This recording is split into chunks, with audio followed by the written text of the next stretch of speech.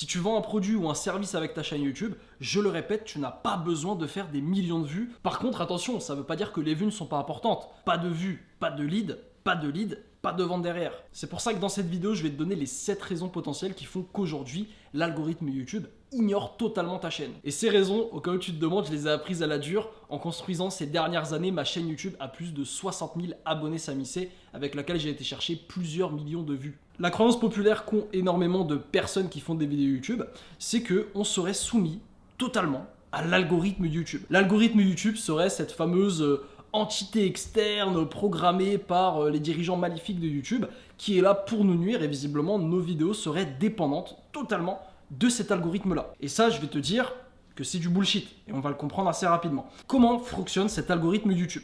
Eh bien, déjà, première chose, qu'est-ce qu'un algorithme ? Un algorithme, c'est une suite finie ou non d'instructions et d'opérations permettant de résoudre un problème. Donc l'algorithme YouTube, du coup, on va se dire, c'est quoi son objectif ? C'est de servir les objectifs de YouTube. Voilà, sinon, quel serait son autre objectif à part ça ? Et du coup, la question qu'on peut se poser, c'est quels sont ces fameux objectifs de YouTube ? Ok, donc là, je vais zoomer. Eh bien, l'objectif de YouTube, c'est simple, c'est de maximiser le profit. Parce que YouTube, c'est un business, il ne faut pas l'oublier. Comment YouTube fait du profit ? C'est une question qu'on peut se poser. Eh bien là, encore une fois, on va avoir 3 grosses choses qui vont permettre à YouTube de faire du profit. Il y aura les abonnements premium, donc ça va être tout ce qui est YouTube Musique, tout ce qui est YouTube Premium, tu sais, donc vraiment les abonnements en paiement mensuel. Va y avoir les annonceurs, donc les annonceurs, c'est les pubs que tu vois au début des vidéos. Et va y avoir les commissions des créateurs. Donc tu sais, quand un créateur, il reçoit un don d'une personne, eh bien, YouTube va prendre une petite commission sur ces dons. En termes de proportion, donc ça, attention, hein, c'est pas des stats extrêmement précises, ok, ça va prendre avec des pincettes. Et quand on voit ça, du coup, on se dit, bon, le gros objectif de YouTube, on l'a compris assez facilement, c'est les annonceurs. Tu l'auras compris, mais l'objectif de YouTube, c'est littéralement de juste maximiser le temps de visionnage des utilisateurs sur sa plateforme. C'est tout.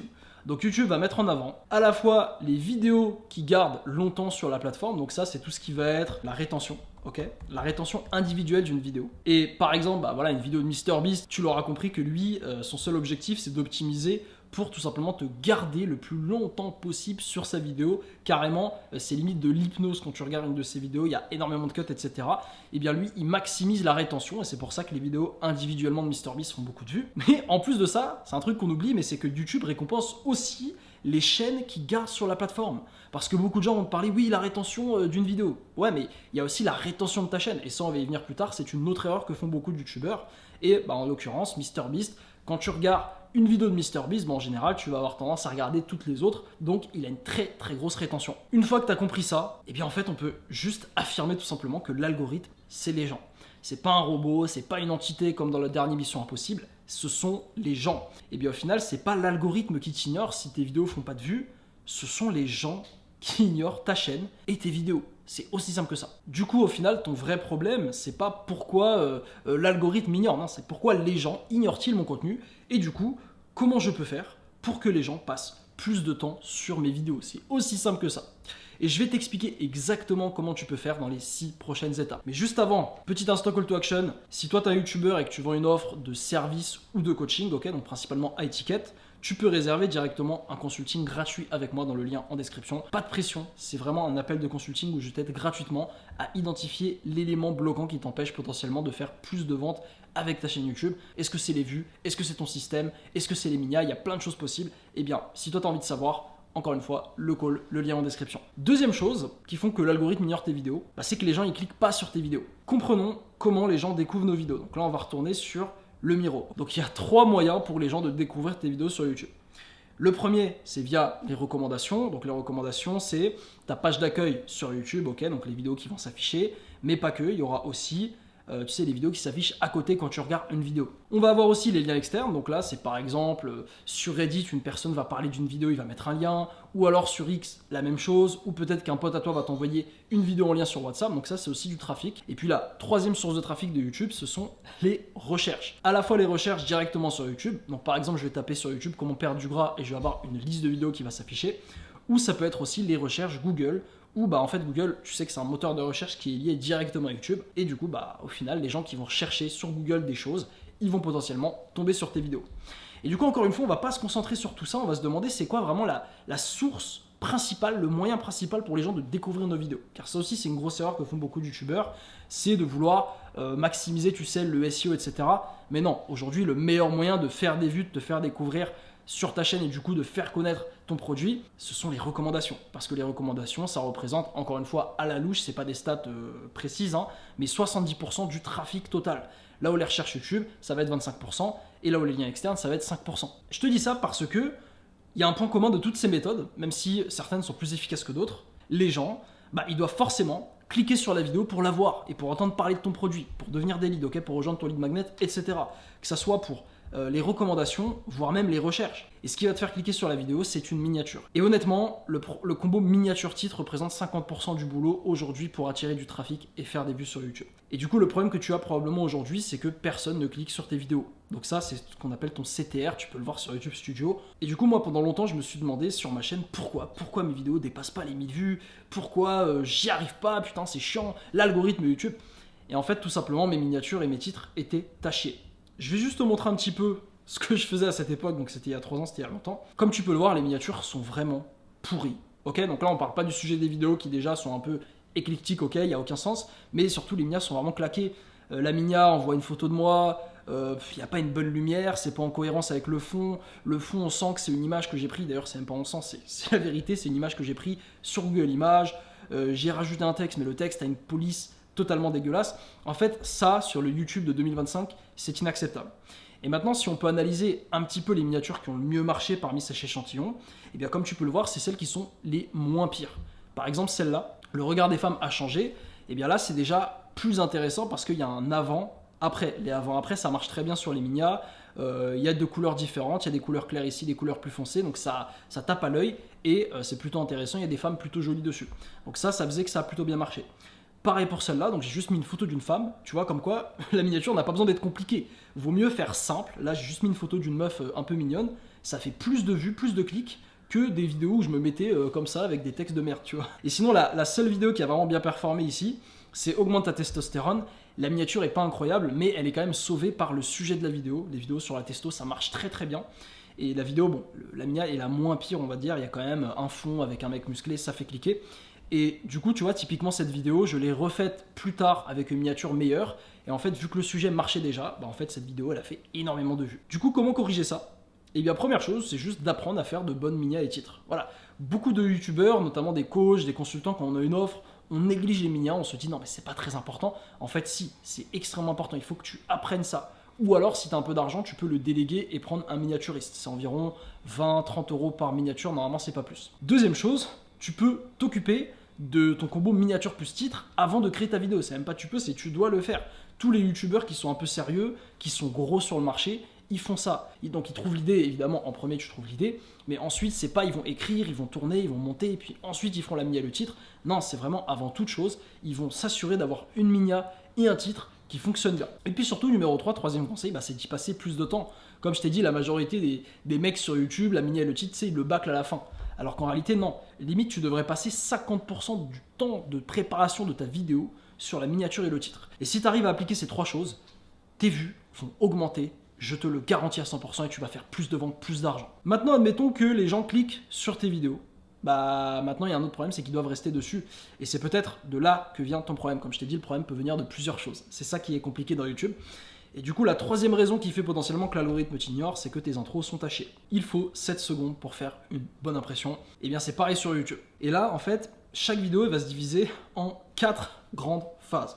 Ok, donc la première, c'est le hook. Donc, c'est cette fameuse première impression. C'est vraiment les 2 à 7 premières secondes de vidéo. C'est vraiment le moment où limite inconsciemment ton viewer il va se décider de rester ou pas sur la vidéo. Et tu vas me dire non mais Samy attends c'est pas possible, en 7 secondes le mec il a pas eu le temps en 3, 4, 5 secondes de décider s'il va rester ou pas. Et bien comme je t'ai dit ce processus il est inconscient. Moi ça m'arrive quand je suis sur YouTube de cliquer sur des vidéos et après directement, après 2 secondes de vidéo je clique sur une autre. Et ça c'est vraiment le hook, c'est de l'accroche. C'est la première impression, donc ces premières secondes de vidéo sont essentielles. Deuxième partie de la vidéo ça va être l'intro, donc les 30 à 60 premières secondes de la vidéo. Troisième partie, c'est le premier tiers. Ensuite, il y a le reste. Pourquoi on divise comme ça cette vidéo? Parce qu'une personne qui reste sur le premier tiers de ta vidéo, on va remarquer que 80% du temps, elle va terminer ta vidéo.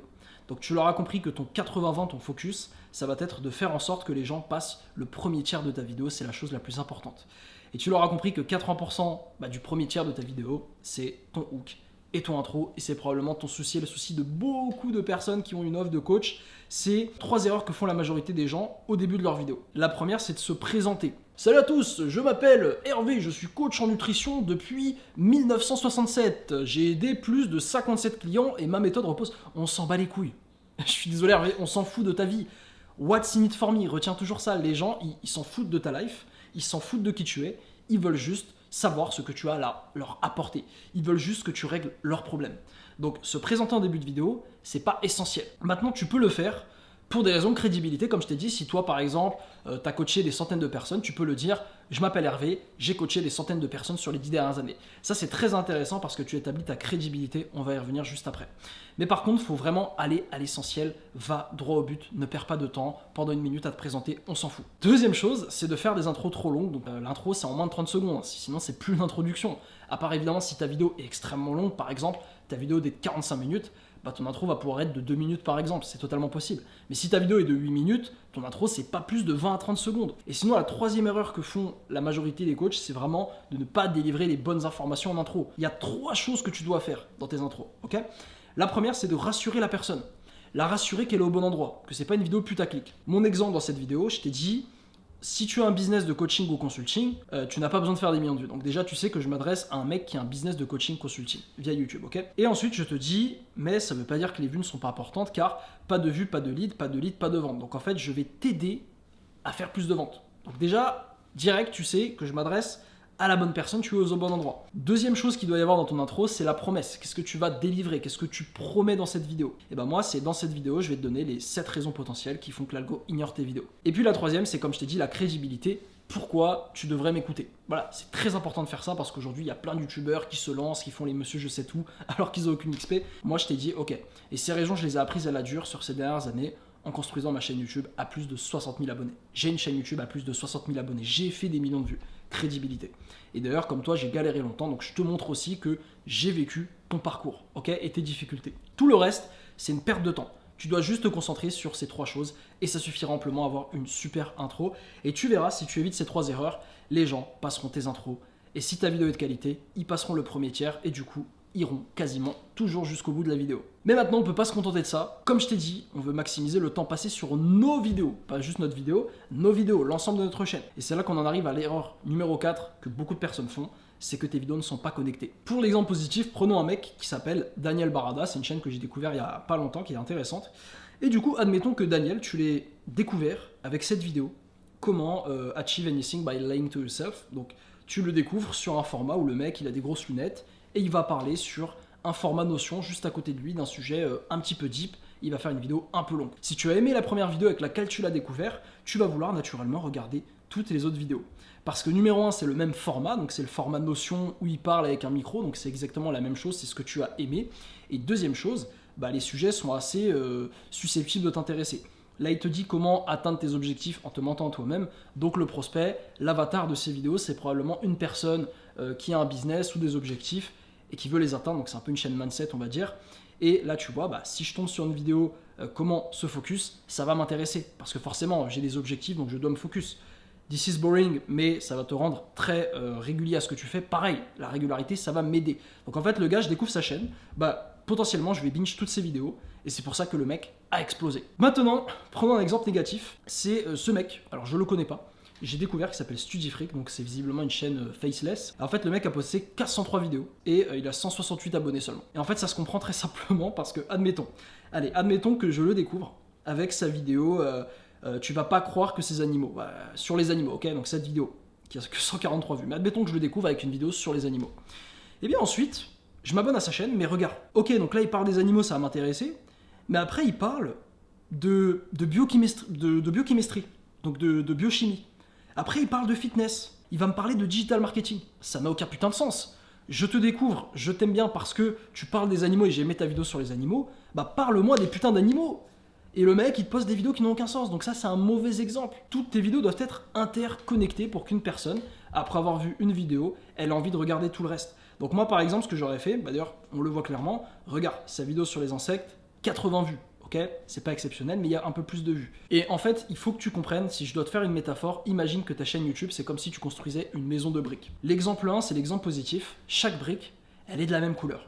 Eh bien, ça va donner un résultat, une maison qui est plutôt jolie. Maintenant, l'exemple 2, c'est un exemple négatif, celui que je t'ai montré, c'est une maison où chaque brique est de couleurs différentes.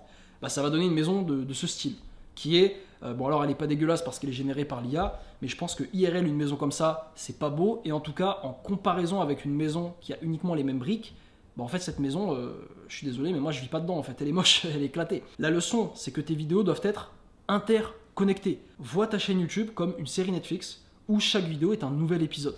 Et l'objectif de chaque épisode est d'amener les gens à voir le suivant. Petit exemple, ma chaîne YouTube. Donc là, j'ai que 30 abonnés, c'est les débuts. Hein. Au moment où tu regardes cette vidéo, peut-être que j'en ai plus.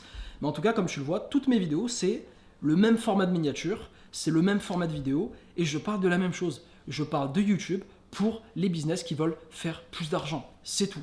Et normalement, quand tu vas découvrir une de mes vidéos, eh bien, tu vas pas t'en contenter, tu vas avoir envie de regarder une deuxième, une troisième, une quatrième, une cinquième, et peut-être même des dizaines hein, quand j'en aurai beaucoup plus, parce que je traite le même problème. Et d'ailleurs, toutes tes vidéos, non seulement elles doivent traiter le même problème, d'accord, mais en plus de ça, elles doivent être alignées avec ton offre. On va prendre cette meuf au random que j'ai découvert sur YouTube qui vend un programme qui s'appelle le Lean. Et en fait, on sait directement qu'est-ce qu'elle vend, quel problème elle résout. Elle permet aux femmes d'avoir un physique maigre. Donc elle va pas te permettre d'avoir un physique musclé, elle va pas te permettre de faire une prise de masse, elle va pas montrer aux femmes comment être des bodybuildeuses, non, elle te montre comment avoir un physique lean et sexy, ok? C'est exactement ce problème qu'elle règle dans ses vidéos. Si tu regardes ses vidéos, bah en fait, déjà c'est toujours le même format, ce sont des vidéos où elle est sur un tapis et elle montre des exos que tu peux faire à la maison, enfin qu'une femme peut faire à la maison. Et surtout ces vidéos, elle te montre, bah toujours elle règle le même problème. Elle te montre un exo pour les abdos pour réduire la taille. Ici, elle te montre, encore une fois, comment activer tes abdos. Là, elle te montre des exos pour les fesses. Donc en fait, tout ça, ça va correspondre à son avatar, ça va régler le même problème que son offre. Parce que du coup, je suis une femme qui a envie de devenir maigre, ok, à la maison.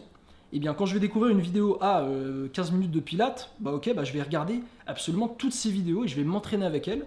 Et puis ensuite, naturellement, je vais avoir envie d'aller acheter son produit ou elle te donne une méthode plus avancée. Voilà, ça c'est l'exemple parfait et je pense que cette meuf-là, elle a un business qui génère beaucoup de cash. Malgré ça, je sais pas si tu as remarqué un truc sur sa chaîne. Vidéo postée il y a 3 jours, vidéo postée il y a 5 jours, vidéo postée il y a 10 jours, 12 jours, 2 semaines, 2 semaines, 3 semaines, etc.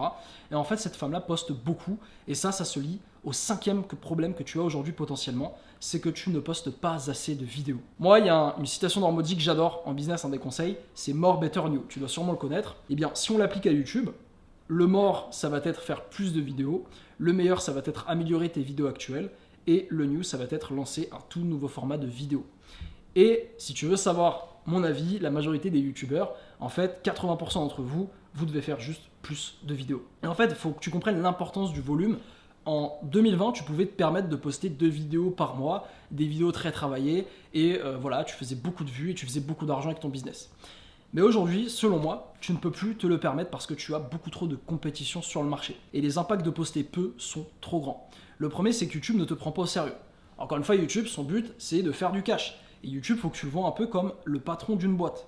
Et bien lui, il va mettre en avant ses meilleurs employés. Et les meilleurs employés, c'est les gens qui ont de la régularité dans leur travail et qui travaillent dur. Donc les mecs qui postent régulièrement et qui postent beaucoup. Deuxième chose, forcément, tu auras moins de leads pour ton offre. Parce que forcément, moins de vidéos, moins de gens qui vont aller sur ta page opt-in ou qui vont réserver des calls avec toi. Et du coup, moins de leads, forcément, moins de calls, moins de ventes. Okay, et du coup, littéralement, en postant pas assez, tu perds de l'argent. Et puis surtout, le troisième point qui se relie principalement à la compétition, c'est que tes leads t'oublient. Ton prospect qui a envie de régler son problème, eh bien, il va pas suivre que toi, il va suivre plein de youtubeurs. Et du coup, le truc, c'est que si tu postes pas suffisamment, il va t'oublier littéralement. Et toi, ce que tu veux, c'est que ton audience, elle doit penser non-stop à ton produit ou ton service. C'est extrêmement important, c'est un mantra très important. Et c'est pour ça que moi, je conseille le minimum en 2025 sur YouTube, c'est de poster au moins une vidéo par semaine. Et d'ailleurs, tu peux augmenter ce chiffre à 2 ou 3. Alors si tu peux aller au-delà, c'est mieux, mais le problème, c'est que si toi, tu n'as pas des équipes et tout, alors Mozi, la qualité risque de baisser. Et comme je t'ai dit, YouTube récompense la qualité, mais il punit aussi le manque de qualité. Donc mieux vaut faire moins, mais plus qualitatif, plutôt que de faire trop et de baisser en qualité. Mais la majorité du temps, juste si tu arrives à poster plus, donc travailler plus, faire plus d'horaires, eh bien tu auras plus de résultats. Maintenant amigo, il nous reste 2 raisons qui font potentiellement que l'algorithme t'ignore aujourd'hui. Elles sont un peu plus techniques, mais elles m'ont permis à elles seules d'exploser ma chaîne YouTube Samy C. La 6e erreur, c'est que tu manques de focus. Je t'ai sûrement parlé de ma méthode Netflix. Si tu as regardé ma vidéo donc sur la méthode Netflix, tu as compris la puissance d'avoir des écrans de fin à la fin de tes vidéos YouTube. Mais cette puissance, elle peut être diluée si tu fais une erreur. Alors, les écrans de fin, pour ceux qui ne savent pas, c'est sur YouTube Studio, tu peux le programmer. À la fin de tes vidéos, YouTube, en gros, tu peux afficher une autre vidéo qui s'affiche automatiquement. Comme ça, la personne qui a fini ta vidéo, elle peut directement cliquer sur une autre. Et bien, le problème qu'ont beaucoup de YouTubeurs, c'est de ne pas être focus et de faire beaucoup trop de choses sur l'écran de fin. Donc par exemple, tu mets une vidéo, puis tu mets une playlist, et en plus tu mets l'onglet s'abonner, puis tu mets l'onglet pour rejoindre ton lead magnet, etc. Et en fait, pour te montrer que c'est pas positif, je sais pas si tu connais l'expérience des stands de confiture. Donc en gros, les scientifiques ont mené une expérience sur 2 stands de confiture. Le stand A, ils avaient 24 variétés de confiture, et le stand B, ils en avaient seulement 6. Ok ? Et les clients, en fait, ils pouvaient aller sur le stand, écouter un peu ce qu'ils voulaient, et ensuite acheter. Et bien à ton avis, quel stand de confiture a fait le plus de ventes selon toi?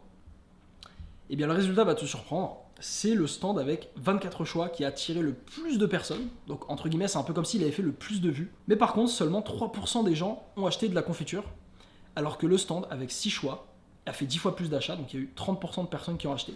Tu te rends compte, juste en ayant moins de choix, ils ont multiplié par 10 leur taux de conversion. C'est une folie. Et donc ça montre une théorie en psychologie, c'est que plus le nombre de choix va être grand, plus la prise de décision pour les personnes devient difficile et moins les gens ont envie de passer à l'action tout simplement. Et au cas où tu ne me crois pas, repense à la dernière fois que tu as été dans un resto qui avait une carte extrêmement chargée, il y a de fortes chances que tu aies passé énormément de temps à te demander qu'est-ce que tu allais prendre. Et bien ça, c'est la paralysie du choix. Et c'est une erreur que tu fais sûrement sur tes écrans de fin.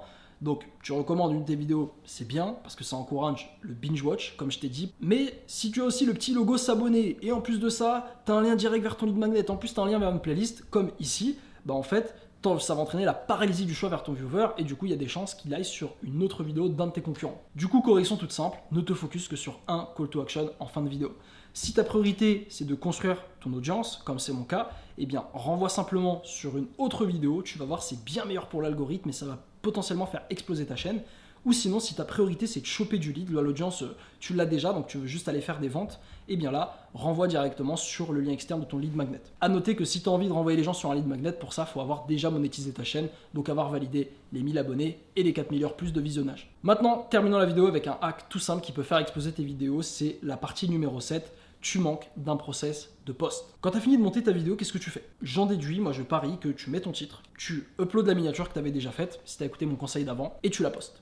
Et puis ensuite tu croises les doigts pour qu'elle fonctionne. Et en fait, tu manques une énorme opportunité parce qu'il y a un process tout simple qui prend à peine quelques minutes, qui si tu les répètes au moment de poster chaque vidéo, peut te faire booster automatiquement par l'algorithme et aller chercher 2 à 3 fois plus de ventes sur ton produit. Je te dévoile mon process complet dans cette vidéo qui s'affiche juste ici, où vraiment je te montre les 10 choses cruciales à faire, le process exact que je suis après chacune de mes vidéos pour m'assurer que l'algorithme YouTube la recommande à plein de personnes et du coup pour m'assurer de faire énormément de ventes. Tu peux aller la voir si ça t'intéresse.